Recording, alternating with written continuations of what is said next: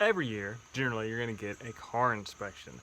To make sure I can pass that inspection every year, when I'm notified I need to get my car inspected, I pull out the sheet from last year, I look at what they checked, I make sure those things work so that when I take it to get inspected, nothing's broken, and they're not going to charge me a bunch to fix stuff I can easily fix on my own. So the day before I go, check the sheet, make sure everything works. Pretty easy, let's go through that.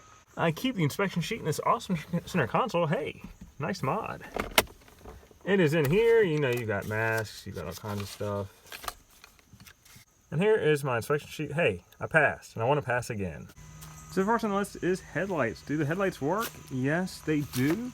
Checking my park bulbs, they work too. Side marker, that works. The brights work too. You can see it's a different bulb illuminated. This was the headlights, so these are the bright lights. How do you check to see if your brake lights are working when you can't really see them well? I've got that piece of foam core. Can't always push on the pedal and quite see if they're working since you can't be in two places at one time. So I just had this piece of foam core. I was leaning up against the truck, like right there. Push on the brake, light is working. So I have to put the key on to make sure the turn signal is working. I can see my rear one on the driver's side is working. And look at that, it is working on the front. Check, check. I also want to make sure that your bright light indicator is working. Mine does. I always like to make sure that your license plate lights work. That one's working. That one is working. Rearview mirror, do I have one? Yes. Other stuff. Like the foot brake, it works. I just stepped on it. Emergency brake, that is easy to test. Steering mechanism, yes, I drive every day. Usually it works. I did check my tires. My tires are good. Exhaust system, it looks good. It sounds good. I'm gonna assume it's good. That's usually good enough. Parking brake. You see how far that parking brake went? This is part of the reason you do this checklist before taking to the shop. I might adjust that a little bit. It'd be nice if it did not go all the way back. I mean, it should be tighter than that. If you have a new enough vehicle, you will have to do some emission stuff. Most of the time that will pass. I mean, you're gonna know if those things are going bad or not working quite right usually before you take it, because the car just won't be running right. Some of the stuff like window tinting and reflectors, I don't have any of that. Horn works. So looking at the vehicle, you know, making sure everything passes inspection. These taillights, when they are faded kind of rough. I'm gonna clean them up a little bit, make them look a little fresher, a little newer. They're just that dull, they're old looking. Now, granted, they're gonna be one of the best looking things on my truck. I wanna get a paint job, I just need a second car so I can park the truck and take it apart and paint it like I need to. I just don't have a vehicle that's sitting that can do that yet. But soon, I hope to have something to get this thing painted. I'm gonna at least refresh these taillights, do what I can. I'm not doing it just for the car inspection guys, but I know they're gonna appreciate the care I put into the taillights, and caring is important, but this is for me. So my taillights, they're looking a little rough, they're looking a little oxidized. My headlights look great, and these are aftermarket headlights, and I like that crystal clear look. Well, you can leave the lights on your truck or vehicle to do this. It's easy if you take it off, that way you don't have to worry about, you know, sanding the paint, taping everything off, taping it off when you paint it. You can take it off, and it makes it a lot easier. And this, it was 2 screws on the tailgate side right here, and then the plug right there, and so I'm gonna throw a little bit of tape over that electrical connection. I'm gonna be messing with water as I wet sand and painting. I don't want anything getting in there and messing up my light. It worked before, I don't wanna make it stop working because I was careless. So here is the process. I mean, this taillight is not super oxidized. You can see a little bit of it right there. It's not very bad, so I think 600 will be fine. What we're gonna do is start with cleaning it. You want grease and wax remover, you wanna get any oils, any dirt, any trash, all of it off, because as you're sanding, you don't wanna grind that dirt into the light. That's going to cause your paint not to stick when you grind it in. Start with 600 grit sandpaper. We'll have it wrapped around a sponge to make sure we apply even pressure. We will be wet sanding. That just makes the sanding process a little bit easier. That way your sandpaper doesn't clog up as easy. Once it's done in the 600, I have a nice, you know, even haze on it, and I've sanded it thoroughly. I'm going to wash it again. I'm going to get any plastic off. I'm going to go to the 2000 grit. That's much finer. That'll be the final grit before we paint it. And we're going to clear it with this Rust-Oleum clear. Now I made sure to get high gloss clear, and I made sure it had UV protection, because again, UV is what is causing this light to oxidize. So if you have clear with UV protection, that's going to help it last longer. Now, you know, this is going to be a little bit of an issue sanding around like these leathers and stuff. That's not going to be perfect getting in there. I'm just going to do the best I can, because that really makes it difficult. This wax and grease remover says it is safe for plastic. I'm a little skeptical. Generally, this stuff is a little bit stronger where it wants to melt the plastic a little bit. I guess we'll find out. I'm not too concerned about it.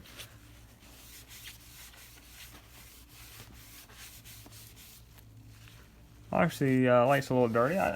been a while since I've been washing them, plus being oxidized. Yeah, you can see it's kind of getting almost like a tacky surface to it. The light does look a lot cleaner, probably because this wax and grease remover is just eating through that top level of oxidation on the plastic, which is why it looks better.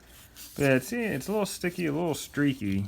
Want to be sure to polish well around the letters, because you know it's easy for dirt to kind of stick in those letters and get stuck in there. So you just want to make sure you're really good in there. And I'm probably going to go over it with some dish detergent. Make sure it's really clean. Make sure it catches anything I missed. But it's looking better already. Soon we'll be wet sanding.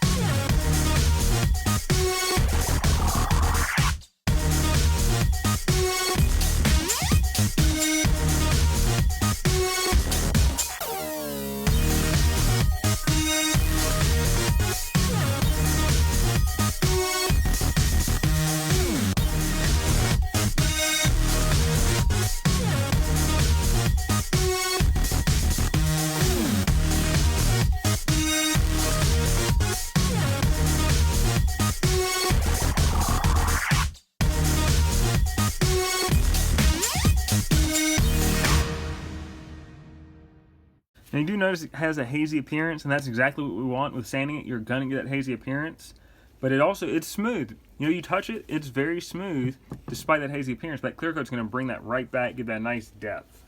So I've blown it off with the air hose. You can see the nice even haze it has. You can see there's a few spots where it could be smoother. Part of this is probably oxidation of the plastic. But you can see there's kind of a seam that runs along right here. That's probably part of the manufacturing process where you just have that dip. I don't really care about getting that dip completely out. I mean, yeah, I might could go back over and get a little smoother, but the main body of it is very smooth, and that's what I'm after. That's what I want to look good. I think these edges you're not going to notice as well. At least that's my hope. We'll see when it turns out. I may be a little more thorough on the other one. So I'm going to paint this in my shop. You should do it in a well-ventilated area, or at least with a door open, something to get airflow. Even outside, I still wear an organic mask. I don't want to breathe in paint fumes. They're not healthy for you. They're not good for you. They don't help you do anything, so I don't want to breathe them. Now I'm using Rust-Oleum clear, and I made sure to get clear coat that had UV resistant, because UV is what kills your light. So make sure it's UV resistant, which will help it last longer from oxidizing, looking all yellow and old and messed up. So put your mask on, make sure things are well ventilated. Let's get to spraying.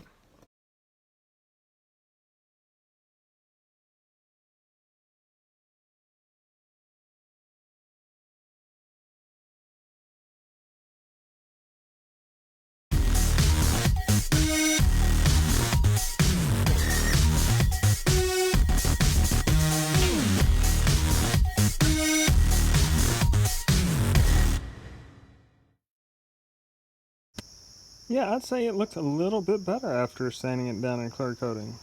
I mean, really, the image in the camera doesn't quite do it justice. You know, there's a lot of depth and sheen to the one that I've cleared. Looks way better. See if I can get it in a better light. You can see the amount of glossiness. Definitely worthwhile. And even the reverse light is no longer yellow. It looks nice and clear.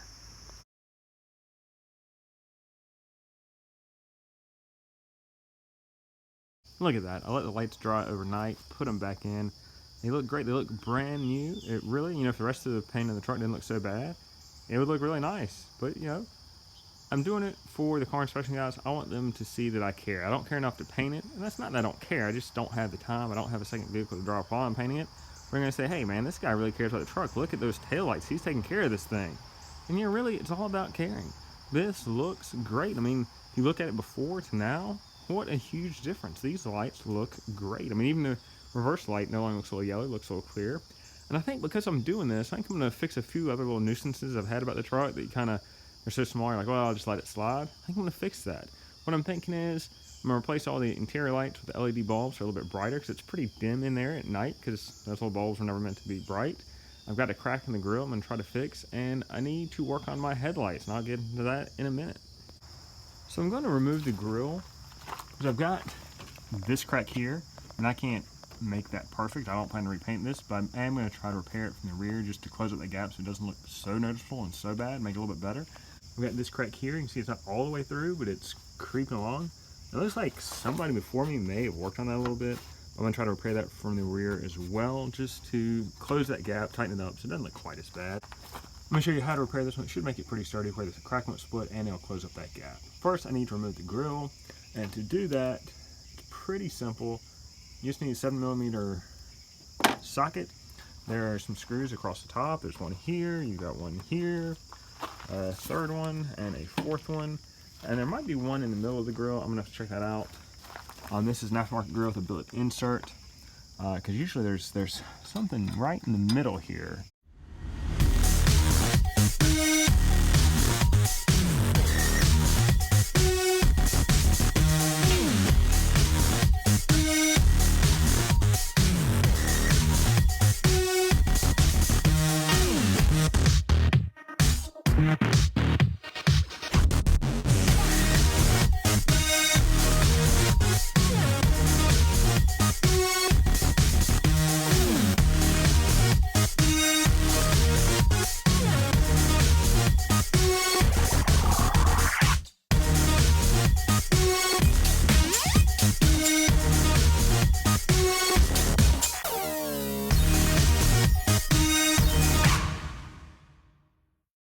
So the grill is out. I was getting a little bit of trouble with this clip right here. You need to lift up and pull the grill out. When you was lifting up, like the tab of the grill was pulling up with it. This one can be a little hard to reach. You got to push down on this tab.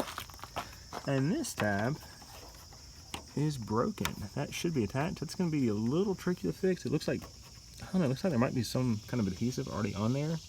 I'm trying to work on that. And that's this side of the grill always seems a little loose. That would be why. So you see this tab on the bottom really well. So there's a filler panel at the bottom of the truck. You want to pull up on that tab while pulling this out. This is the center tab on the filler panel. You need to push down on the tab. The tab's right there. You want to push down, so this will slide out. So 4 screws across the top. You've got 3 tabs at the bottom. You got to unscrew your parking lights on each side and take out the bulb on your corner lights, and your grill will be out. So I've got a few areas damaged to repair. I've got this crack here. I've got this crack here.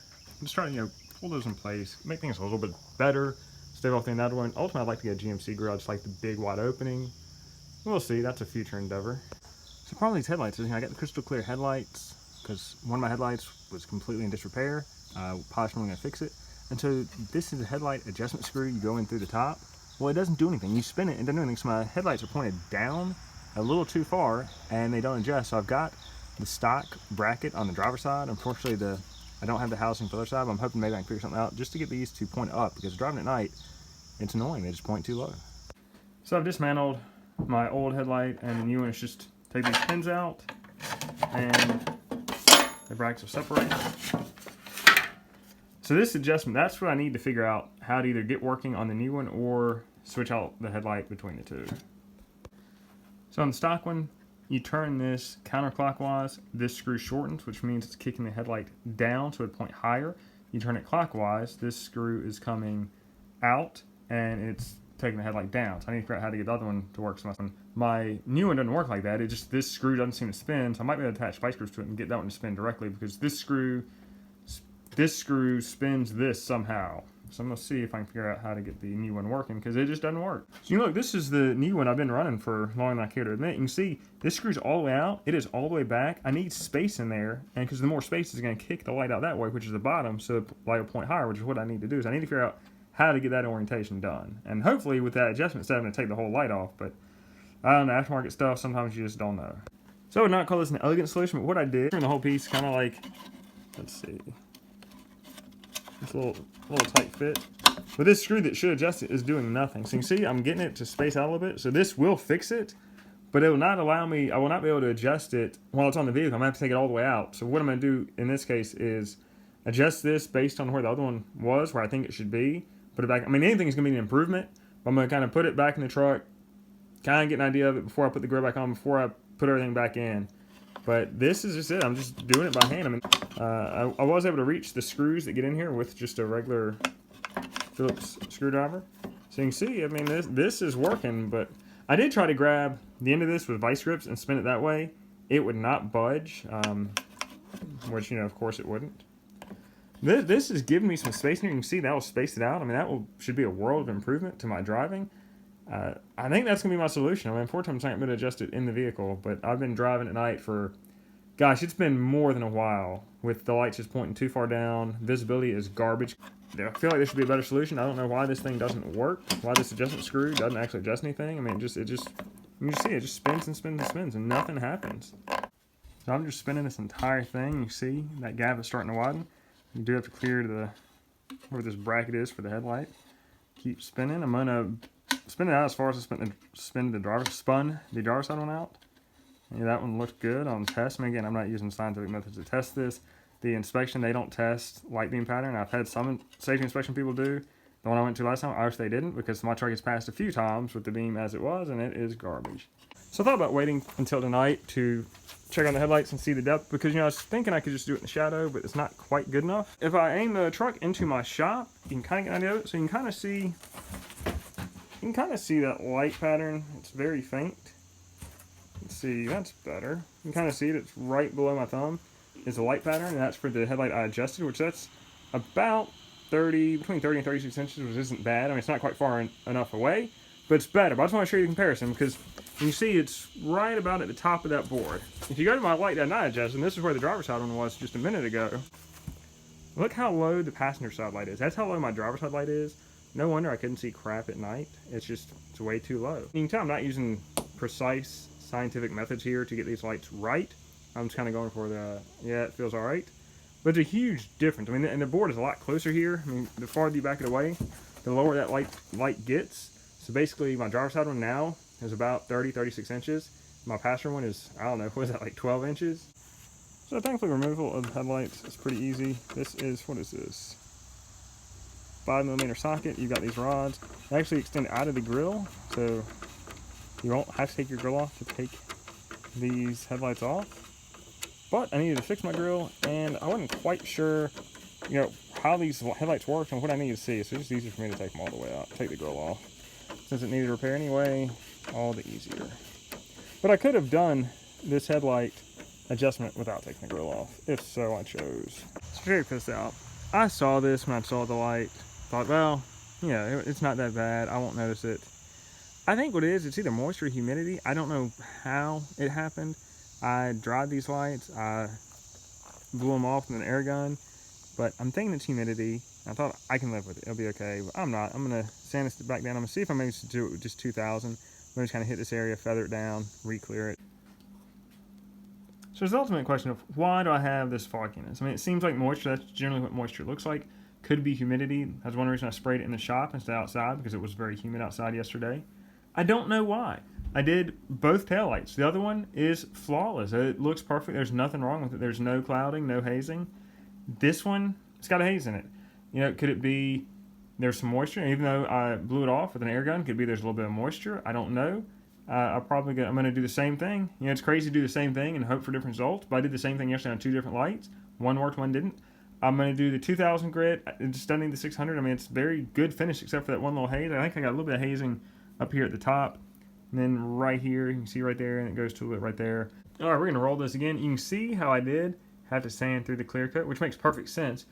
I thought it was moisture. Moisture obviously being trapped under the clear coat. I don't know why I thought I could sand this through with 2000. So I had to go to the 600 to go all the way through the clear coat. Because if you can still see the haze or cloud, well, then if you can't respray because it's still going to show up. Like, it's got to be completely gone. So now it is. Had to sand through the clear coat. And, you know, while there's a line there, I don't think it's going to be an issue once I cleared it. These are the screws for the parking lot lenses. Since I have those off, might as well paint them. The surround on the parking light is silver. I'm going to paint these silver. Just a quick thing to do, make everything a little bit cleaner, a little bit better. So So I've put some clamps in place. I'm trying to clamp this bottom crack here so that it'll actually hold in place. It still wants to move a little bit. I can't really clamp it right on the crack where I'd like to clamp it, because then I wouldn't actually be able to work on it. But I have this crack in the bottom that is all the way through the grill shell. I've got this crack here at the top that runs right out to the front, and it's not all the way cracked through. Then the bracket on both sides like this, it's got some cracking on both sides where it's wanting to pull away. You can see it on this one too. You can actually see the crack better. You can see it starting to splinter. So I've got this mesh. I've got this awesome wood burner that is, I've used this on so many different things. I'm not sure I've ever used it to actually burn wood. But the plan is to melt the plastic and embed the mesh so it'll keep it a little strong. You can see here, looks like fiberglass, just one sheet of the mat and some resin. Same thing here. Somebody's worked on this stuff before. I actually know who worked on it before, because I know who owned the truck before. It looks like they did one sheet of mesh and then some resin. It just wasn't strong enough. I don't know why the grill wants to crack anyway. It is an aftermarket grill, I can tell that much. That might be part of the problem, but let's see how this process goes. So you can see I've just gotten the mesh started. I'm going to try and embed that in the plastic with my little wood burning kit. I mean, it's my melting everything tool, really. I'm wearing a mask because, you know, you melt this plastic, you're letting off some vapors. You want to wear an organic filter mask so you're not breathing that stuff in, because again, it'll mess you up.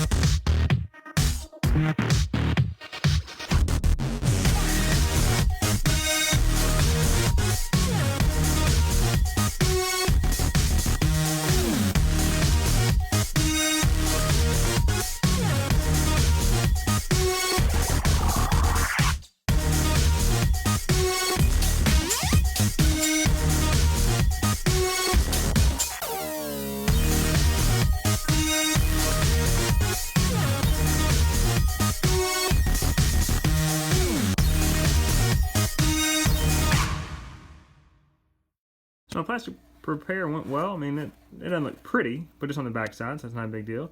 It seems strong. I don't know. I've never really tried this. That's more theoretical. It just seemed like a good idea.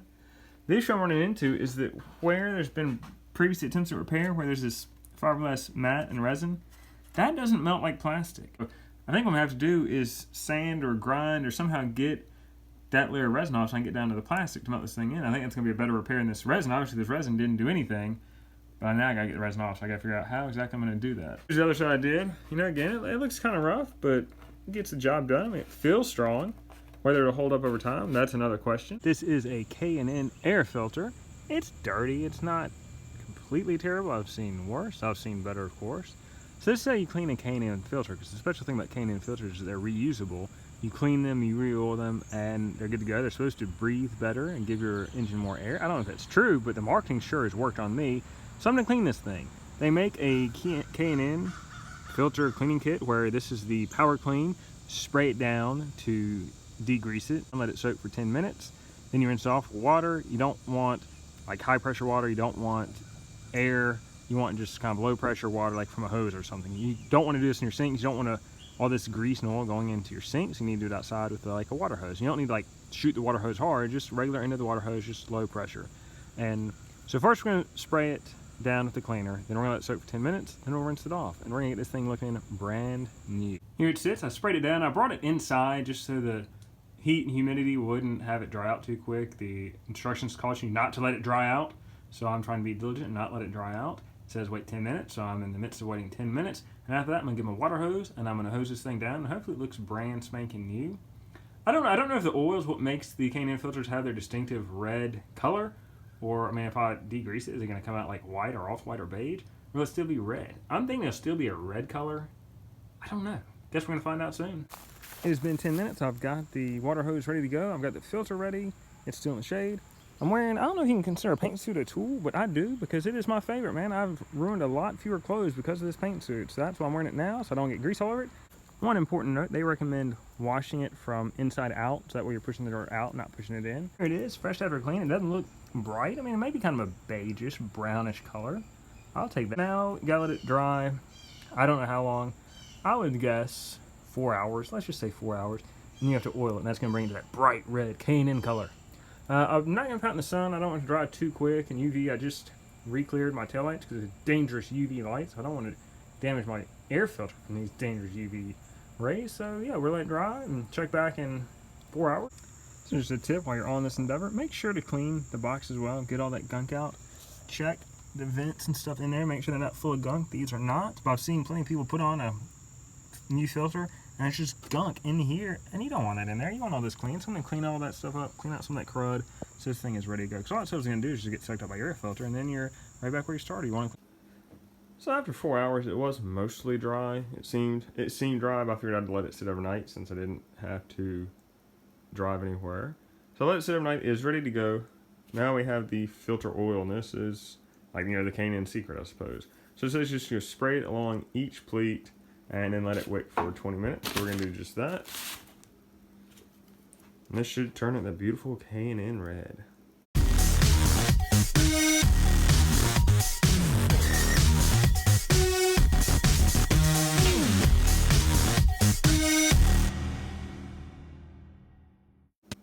I think we've got it. I'll come back. It says let it wick for 20 minutes. I'll come back, see how things look. But I think it will be ready to install. So there it is, back home. Just a few things to note. I mean, while this is a specific vehicle, just know that, you know, you seat the intake tube correctly. I mean, this one is a little bit easier to misseat because it fits a specific slot around it. Just make sure you get that right where everything fits snug as it should. And this one kind of pops in place when you get it right. It's easy to not have it in there right. And I noticed that the whole filter box was a little loose where it connects into the fender. This was not quite in there correctly, so just check all that stuff as you're doing this. You know, you don't know who's had the vehicle before, who's serviced it, where they got everything right. So just make sure everything fits right, snug, like it should. It's not loose. That's it. That filter has been cleaned, it has been re-oiled, and it is ready for what, 50, 60,000 more miles until you service again. And it's important to do these things. It will help your vehicle's engine last longer and run better and get you better gas mileage, and those are all things you're going to want. So this is my other mod I want to do. These handles are smooth, no texture. The no textured smooth handles came on the 88 to 94s. In 95, they switched to a textured handle, which is what I have. And man, the textured handles, you always, like you in a parking lot, you'll see the OBS truck, textured handles, they're always cracked. Right around in here, they're always cracked. The smooth handles, you never see them cracked. And I've come to realize that A, they look better, but B, they're just thicker. It's thicker metal, a little bit stronger. So I was gonna switch these out. I painted this one. I don't know why I didn't paint both of them. I remember painting both of them. Apparently I only painted one. And I was gonna switch it out for my handle. And so the difference is in this lock cylinder. Apparently 96, I have 96. I've read that 96 is the only year I read that everything 95 and up is that the lock cylinder is reversed, upside down, flipped. So I gotta figure out how to fit in here. So I definitely want these handles that are stronger. I know people have done these swaps. I don't know if it's easy as just flipping the lock cylinder around. Like what I remember is that I needed like some kind of slot right here. I don't know. I might be able to switch the pawl on the back around. I'm gonna have to look into that. You know, at the time, I thought it'd be an easy bolt in, and when it wasn't, I was like, well, forget this. I'm just gonna worry about that another day because I don't have time for that. Well, that day is today. The future has come, and I'm gonna get these things in there one way or another. I'm gonna have to paint them. I might have to paint this one too. You can see, I don't know if it shows up in the light. You can see a little bit of, you know, scratching there. You can see it really well. The scratch right there. These ones were rough a little bit. You can see, get an idea how rough that one is. I may have to paint them both just so they match. Then again, I don't think nobody's ever gonna be able to see them beside each other. But it would be nice to get something scratched out. I did not do a great job prepping. You see, scratches there. Then again, I mean, the text ones I have, they're all broken and snapped. So anything's better. But we're gonna see, man. I want to get those on there. They're gonna look very nice. I didn't color match them just because there's no way for me to match it to the color of my truck. So let's just go black. That way it looks a little more factory. But those in the know will know, hey, he already his handles are smooth.